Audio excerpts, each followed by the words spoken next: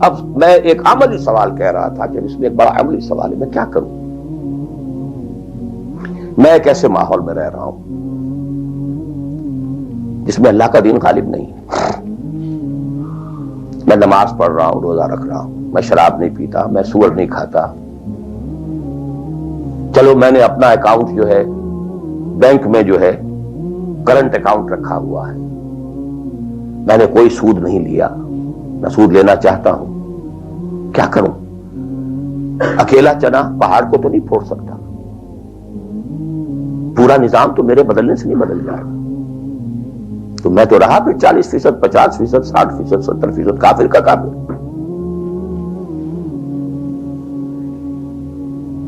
تو what's the way out? What's the مخرج؟ بڑی پیاری حدیث ہے وہ جس میں یہ الفاظ آتے ہیں. حضور نے فرمایا انہا ستکون فتنۃ، ایک وقت آئے گا تو بڑا فتنہ ہوگا.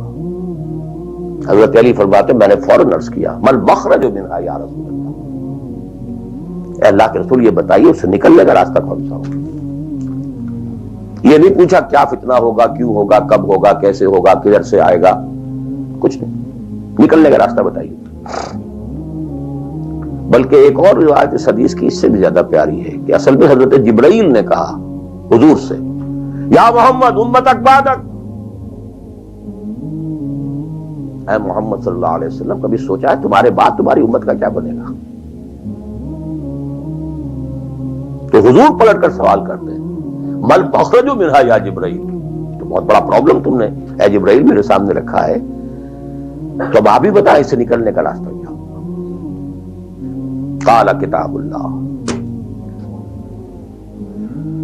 وہ پوری حدیث پھر وہی ہے.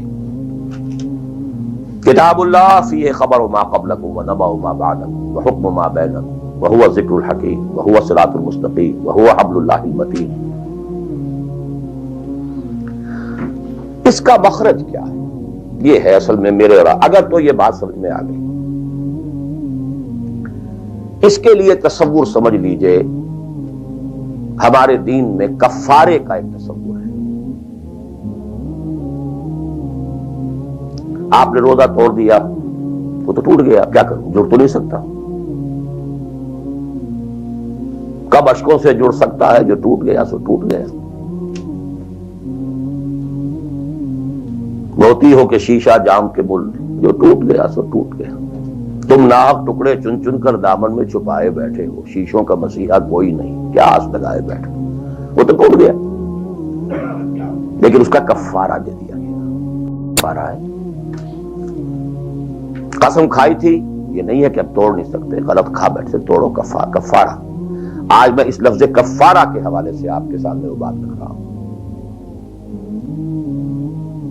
اب مجھے اللہ نے پیدا کر دیا اس دور میں، کسی کو ہندوستان میں پیدا کیا، کسی کو انگلستان میں کیا ہے، کسی کو امریکہ میں کیا ہے، کسی کو پاکستان میں کیا ہے، کچھ کو پاکستان پہنچا دیا ہے چاہے زبردستی چاہے اپنی مرضی سے، کسی کو یہاں پہنچا دیا ہے چاہے کسی بھی نیت اور کسی بھی ارادے سے. لیکن اب ہے کہیں ہے، کیا کریں؟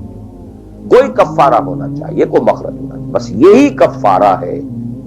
پھر نوٹ کر لیجئے اس ماحول سے سوائے سبسسٹنس لیول کے اور کچھ حاصل مت کرو، اور اس سبسسٹنس لیول پر بھی جو کچھ تم نے کھایا پیا ہے اور سانس لیا ہے، جو انرجی کریٹ ہوئی ہے، اس کا میکسیمم اس جہاد میں صرف کر دو کہ اس نظام کو بدلو. تمہاری یہ جد و جہد، تمہاری یہ کوشش کفارہ بن جائے گی اس کا.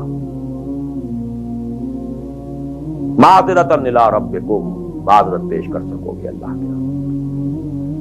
اے اللہ میں نے اس نظام کے ساتھ ریکنسائل نہیں کیا. اے اللہ میں نے اپنی توانائیوں اور اپنی محنتوں سے نہ اپنے لیے کوئی جاگیر بنائی، نہ اپنے لیے جائیداد بنائی. اے اللہ میں کوئی دولت چھوڑ کر نہیں مرا. اے اللہ میں نے اپنے بچوں کو بھی اسی کام کے لیے لگا دیا تھا. میں نے ان کی دنیا سے بڑھ کر ان کی عاقبت کی فکر کی ہے. نہیں کر سکا، آگے کچھ نہیں ہو سکا تو میں بے بس ہوں. حضرت نوح بھی تو بے بس تھے، کیا کر گئے؟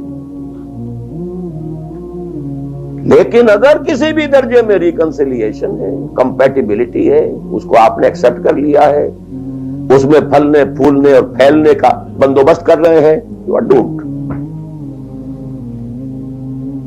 Everything will be multiplied by a big zero and will become a zero. یہ ہے جو میں سمجھا.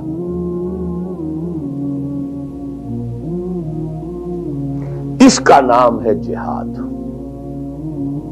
Constant friction, constant struggle.